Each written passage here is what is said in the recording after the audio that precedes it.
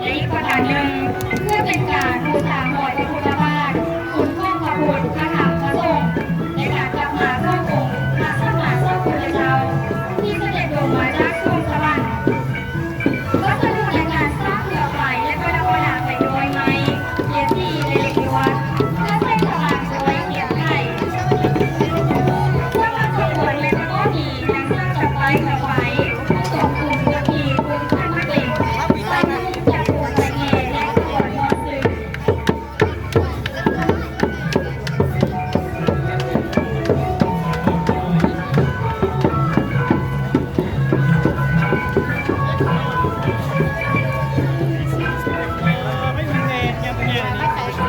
สำหรับเรือไฟที่เข้าหัวขบวน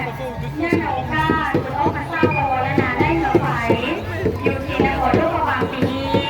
ทำรถ17 ลำด้วยกัน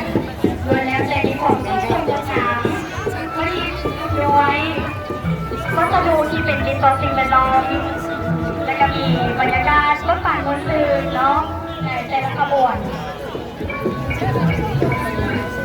สำหรับปีนี้ล้วนแต่มีเรือไฟที่งดงามกันทั้งนั้น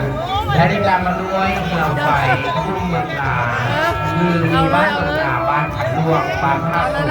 บ้านฮัดเนียนและบ้านโผลสะอาดผู้ขับเรือไฟเป็นพญาราชสีมีนามว่า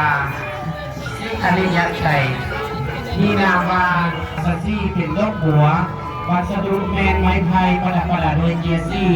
และแสงสว่างด้วยเขียนไข่มีความยาว10 เมตรสูง3.50 เซนติเมตรความไม้ข้องกับไฟพญาราชสีมีงูพางยืนเป็นซิ่งว่าเป็นพญานาคเป็นสัตว์ในตำนานพุทธศาสนามีความเป็นมาข้องสมัยพระพุทธเจ้าทั้ง5 องค์ซึ่งแสดงเรื่องความเมตตาหักและอินดูความสุขและความมุ่งเหนือเจริญข้องโคเมนมันจะสนใจใน5 บาทไข่1 หน่วยซึ่งเป็นไข่ข้องพญาตาเพื่อที่ได้ไล่มาตกแล้วพญาราชสีจึงได้เอามาฝากเป็นเวลาชกปวดไข่ดำตาที่ได้แจ้งเข้าป่าเป็นพญาโพธิสัตว์นั้นคือพระพุทธเจ้าองค์ที่5หรือพระอาทิยาเมตไตโยซึ่งได้จำกับชื่อพระธิดาพระพุทธะต้องตนคือพญาราชสีนั่นเอง